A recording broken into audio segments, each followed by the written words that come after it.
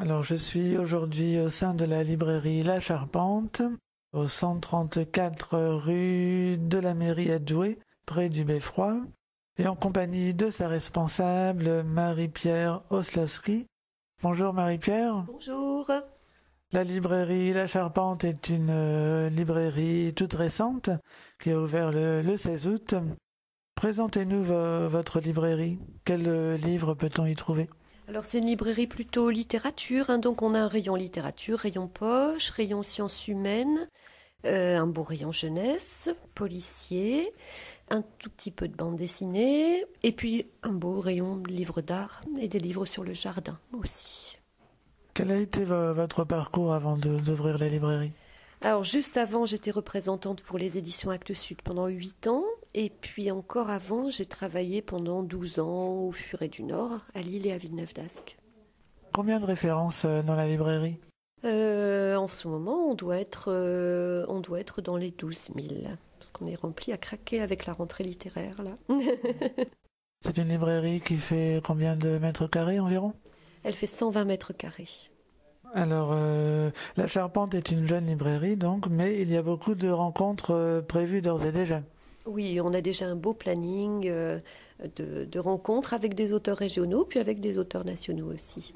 Quelle est la prochaine rencontre que vous organisez ? Donc la prochaine rencontre, c'est vendredi prochain à 18h, Stéphane Guy Bourget qui va venir pour un livre qui s'appelle « Les fils de rien, les princes, les humiliés ». C'est publié chez Fayard.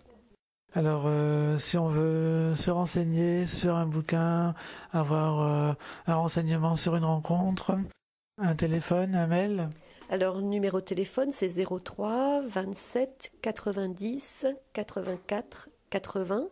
Et l'adresse mail, c'est la-charpente@orange.fr.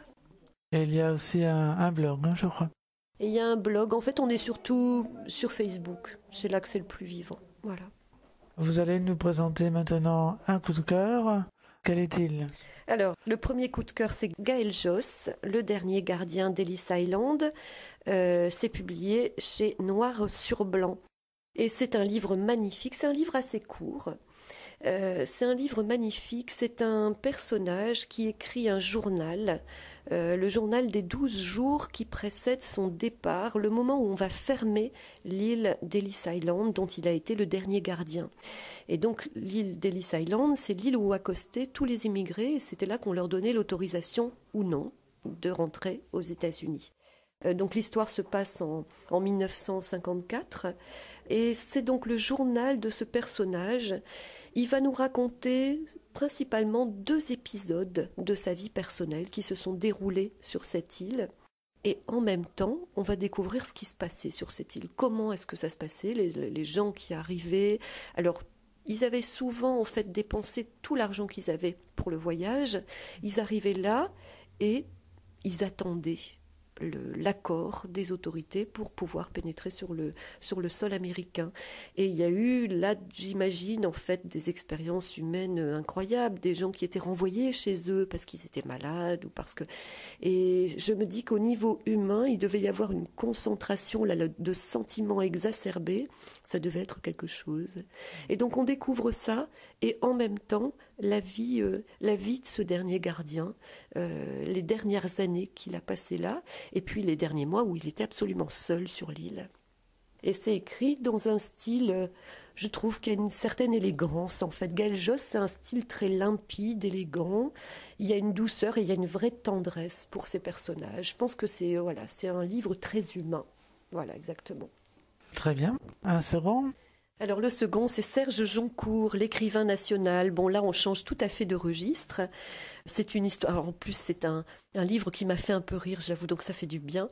C'est l'histoire d'un écrivain qui débarque dans une toute petite ville, dans le Morvan, si ma mémoire est bonne, et qui doit donc faire un atelier d'écriture. Alors, il arrive dans cette ville, il ne sait pas très bien à quoi s'attendre. C'est une toute petite librairie. Il va rencontrer l'un après l'autre tous les clients de la librairie. Il doit faire des ateliers d'écriture, il ne connaît pas son public. Et il va rencontrer le maire. Et tout ça, en fait, au milieu de tout ça, lui, dans le voyage en train, donc il arrive en train dans ce petit village, et son regard est happé par une photographie qui illustre, dans un journal local, un fait divers. Et il va se faire complètement embarquer dans ce fait divers, et il nous raconte donc en même temps, on a la progression en fait de sa propre enquête sur ce fait divers, et en même temps il nous raconte tout ce qui se passe, les signatures à la librairie, comment ça se passe avec les libraires, la réception avec le maire qui alors voilà un moment que j'ai adoré, les ateliers d'écriture, et donc c'est en même temps c'est un livre bien sûr que j'ai aimé parce que ça parle de mon métier. Mais c'est aussi un livre que j'ai adoré pour son ambiance. Alors je trouve que c'est une ambiance d'un dimanche un peu pluvieux. C'est un livre qu'on se régale à lire un dimanche un peu pluvieux. C'est pas le cas en ce moment, il fait beau. Mais bon, il y en aura bien un qui arrivera. Voilà.